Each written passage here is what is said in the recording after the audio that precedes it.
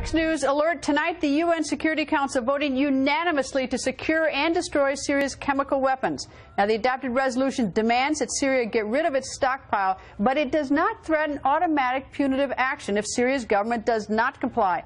Enforcement would require another resolution. Former UN Ambassador John Bolton joins us. Good evening, sir. Good evening. Glad to be with you. So tell me, this resolution by the UN Security Council, good or bad? Well, it's simply a continuation of the agreement that was reached in Geneva last weekend, and doesn't really add or detract from that one way or the other. I think the underlying agreement is flawed. I don't think that Syria will declare or destroy all of its chemical weapons. It will destroy some of them, but the rest, I think, have been hidden or moved out of the country. I think the real victory is with Assad and the Russians. It gives the Assad regime time to strengthen its position. So I don't think this Security Council resolution really adds or detracts from that original analysis. Well, tell me if I'm wrong, but since it has no punitive or military enforcement, they have to go back for that approval for military action. In the event the United States decide to go it alone, we'd either have to go back and get sort of an agreement or approval by the UN or not. And I assume that we're not going to, that the president didn't seem like he was going to be too patient with the UN, is that he would go it alone without the UN. And then, am I wrong that that would create some sort of issue?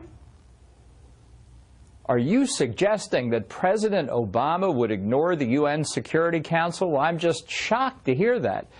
He was prepared to ignore it before. This resolution doesn't change that calculus very much either.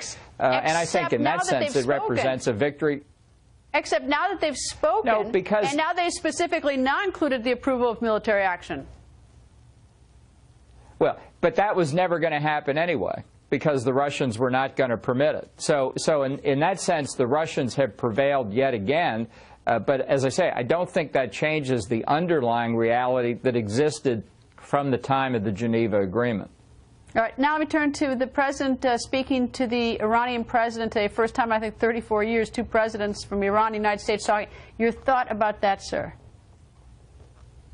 Well, the symbolism is terrible. After the White House leaks that they're desperate for a photo op of a handshake between Obama and Rouhani's, too busy, has other things to do, shopping, I guess, in New York.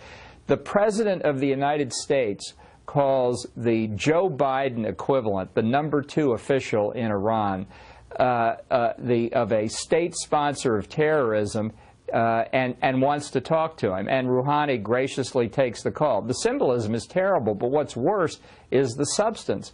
The president says at his press conference that he believes a comprehensive solution to Iran's nuclear weapons project is at hand, with no basis whatever to say this. I think this represents the visible public collapse of the president's policy supposedly against the Iranian nuclear weapons program. I have a very bad feeling we're headed in the direction of an agreement that effectively legitimizes the Iranian nuclear weapons program and leaves the decision when and under what circumstances to break out to nuclear weapons entirely in Iran's hands. Well, you have a minute left.